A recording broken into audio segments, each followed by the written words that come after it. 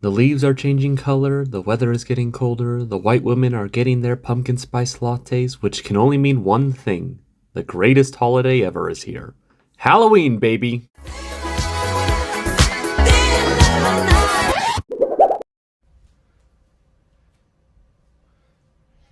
Just stop!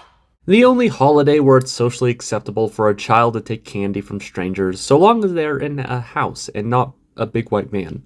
Unless the house belongs to Diddy, then the only thing they might be getting is a bottle of baby oil. It's also the only time that adults can scare kids into crying and not be called insensitive things like creep, weirdo, sad, lonely, depressed, trespasser, and/or parole violator.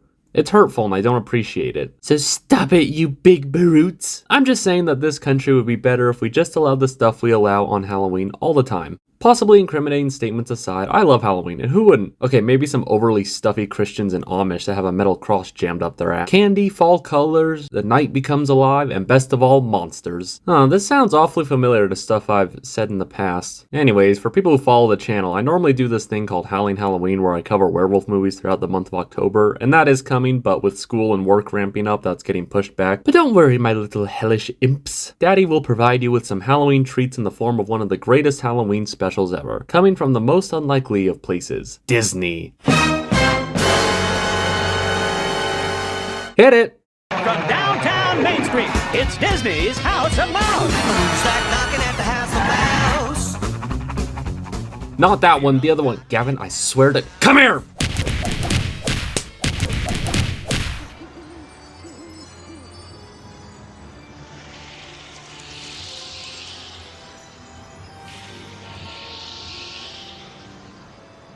Mickey's House of Villains is a 2002 American direct-to-video animated film produced by Walt Disney Television Animation and is based on the animated television series House of Mouse. For context, the House of Mouse was a Disney show in the early 2000s where Mickey and his gang had a club where all the Disney characters from different movies would come together and just chill together and watch some old and new Mickey Mouse cartoons. It was a nice, chill show where you felt like you were hanging out with all your favorite Disney characters watching some cartoons. What more in life could you need? And that's what was so great about the House of Mouse. You got to see your favorite characters interacting with one another or the Mickey gang. From what I can recall from my slowly fading memory, this is one of the earliest examples of a cinematic universe, so take that, future Disney, I guess. And yes, I've certainly busted Disney's balls about fan service and putting characters in for the sake of, look, it's character X interacting with character Y. Isn't that so neat? And yeah, in a serious story, putting characters in for the sake of putting characters in is lazy. Here, it's for a fun show that you can enjoy after school. Plus, this show has some really funny moments. I don't even know Horace Horsecollar. Hey, Pete. Oh, hey, Horace. Mickey, she stole our puppies. One movie and you're labeled for life. Don't you mean Pete? Wait, what type of club you running here, Mick? Hey, ladies, looking good. Say, Minnie, I've got mistletoe and you know the rules. I don't think so, Mortimer. Hey, that's mistletoe. You know the rules. Gotta kiss whoever's under it. See? Word of warning, I know all the lawyers. Now take that premise and have villains take over and boom, you have yourself a great Halloween special. We'll break up the movie into two parts, the actual club portion and the short. And because the shorts are the appetizers, we'll start there, because we are classy people that can afford metaphorical appetizers in this struggling economy of sadness and depression. In real life, I'm more broke than, well, Ubisoft. No, I'm just kidding. I'm not that stupid with my money. Covering the shorts will be done in the ever-popular ranking format. The movie contains 8 shorts in between the main story, but before that, I was highly annoyed that this movie isn't on Disney Plus, because why would I use the Disney streaming service if they don't have their Disney properties on it?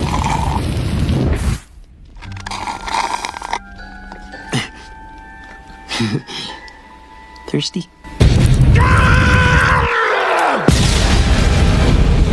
I had to find this movie on Daily Motion. What the heck is that? Because for some reason the versions on YouTube had all the older shorts either heavily edited or completely removed. What was I talking about again? Right, ranking the shorts. Starting with number 8, Mickey's Mechanical House. It's not a bad short by any means. In fact, I'm always reminded about how much I enjoy the media back then, depicting the futuristic technological house that would tend to our decaying, sluggish, obese bodies. The The whole rhyming is done by John Cleese, and while well done, I just don't think it's my thing. I get it, but to me, it annoyed me after a while, and the worst part is that it doesn't really have that much to do with Halloween. All the other shorts do, so this one just felt like filler. Yes, I know they're all filler to a point, but this one is a Xerox of a filler episode. Number 7, Dance of the Goofies. Comments, please tell me that I wasn't the only one that thought the skin-tight leotards just made all the Goofy fairies look naked, because that's what they always looked like to me and it creeped me out as a kid. If I wanted to look at naked pictures of Goofy, I'd just go to Rule 34 for that. This one is only slightly higher because of the kid who is just creepy enough and psychotic enough to put it ahead of the mechanical house. I mean, what kind of a psycho would take up entomology and start collecting and pinning bugs to a board? I said, what kind of a psycho would take up entomology? There it is. Wait, take that down, take that down! Number 6, Donald's Halloween Scare. Okay, I can't be the only one that thinks cartoon food looks really, really good, right? You'll notice the trend in these later cartoons, but I love that Donald is always an asshole to his nephews for no reason other than he's just kind of a dickish uncle. Well, at least it's better than getting touched by your uncle's dick. This is the first of the shorts that truly captures the Halloween spirit. Plus, it has a fun cover of Hall of the Mountain King. Number 5, Lonesome Ghosts. There's just something about those old Disney cartoons from the 30s and 40s that hit differently. Maybe it's the use of extremely violent weapons to hunt ghosts or just the extreme violence in general. AKA, the more violent a cartoon, the better it will be. One last thing is, why is Goofy kinda caked up? Number 4, Trick or Treat. The Trick or Treat song is a catchy little jingle that I'll now have stuck in my head. Really captures that fun spirit of Halloween with pumpkins, ghosts, witches, and tricks and treats. With the tricks, of course, being Donald continuing to be asshole toward this witch and his nephews. When I become an uncle, I fully intend on being like this version of Donald and not the DuckTales reboot Donald, who actually cares about his nephews. Even though he probably is deserving of it, the fire torture does seem a bit extreme, and the stealing of all's food definitely feels like this would happen. All fine here. Nothing to worry about. Oh, we have an appointment. Number 3, Hansel and Gretel, or Hansel and Gretel, if you're a German, yeah. A fairly faithful retelling of Hansel and Gretel, but with Mickey and Minnie, all set to Don Schmacabe. And I know I butchered that, but, you know, we all know pronunciation is not my strong suit. But it all works for me. Number 2, How to Haunt the Living. Goofy's shorts are peak comedy, and I won't hear anything saying otherwise. First 10 seconds is Goofy's death. Straight how to haunt the living. But before we begin, one must be...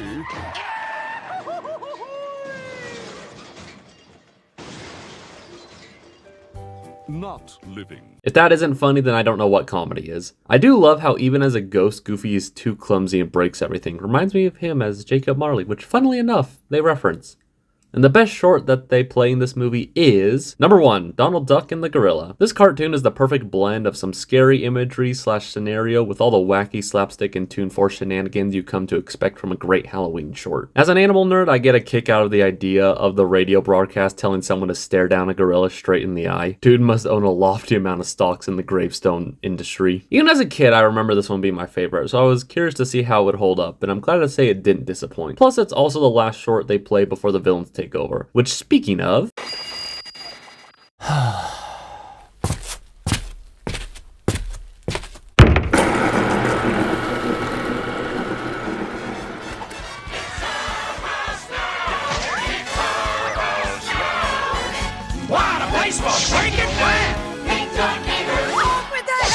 Yeah, now this is the real juice of this direct-to-DVD movie, at least in terms of quality. Quantity is sadly placed in the background to make room for the shorts, which I get it's easier to do that since they can pull already made shorts instead of having to make brand new animation from scratch, and this probably had the budget of the TV show or direct-to-DVD movie would, but I still wish they had more time with the villains inside the House of Mouse. Cut the Mickey's Mechanical House segment, which could give us 6 minutes of the villains chilling or plotting before they take over the club. I say that like 6 minutes of brand new animation isn't a ton of work on probably overworked and underpaid animators. So before any animators come at me with torches and pitchforks, this is my hope in a, man, wouldn't it be great if animation was quick and the animators were paid fairly and they weren't overworked? It's just wishful hoping. So chill thy nips, everyone. The screen time we do get of the villains is a lot of fun though. I like that the villains want to actually do something evil because when they're at the club, they're just chilling, which is all well and good, but they still want to have some villainous fun. And the Our House Now song is extremely catchy and definitely a top tier Disney villain song. Not the best because, you know, Hellfire exists. Check out my video covering that one here. But certainly up there. Plus, it's confirmed that Satan is a simp for Maleficent. I can respect that. No, not that one. I only want the one that would absolutely destroy my mental health. This goes for most of the characters from the movies, but I always like that a lot of the original voice actors for the movies reprise their roles. Hades isn't a shock because you can bet if Hades is in a piece of media, old James McGill Wood will certainly be there voicing him. Word of warning, I know all the lawyers. The funniest gag might be when Minnie gets angry. Now what do we do? Step aside, boys. I'll take care of that, Jafar. Gosh, I've never seen her so mad.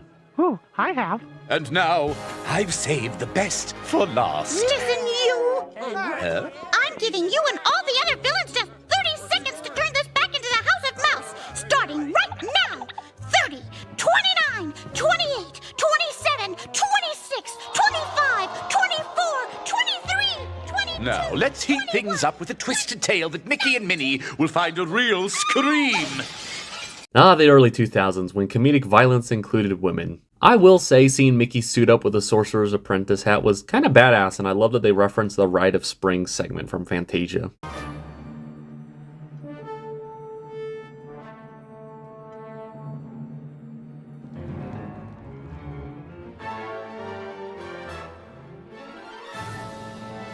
Mickey being used as a T-Rex makes me cackle wildly every time. The only comparison between Mickey and a T-Rex is their affinity for treating lawyers like scum.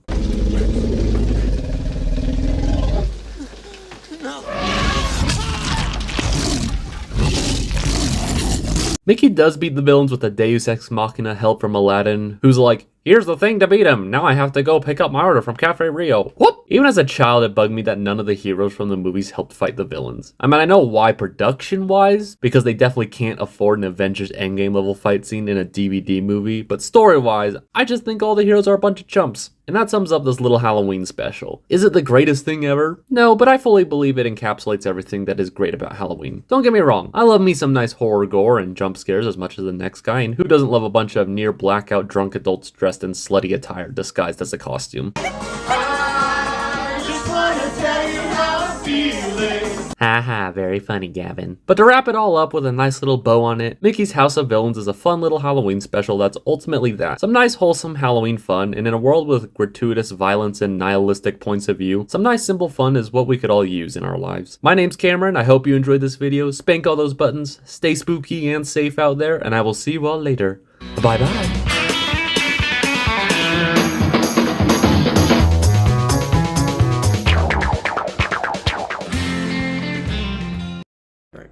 Alright, it's going.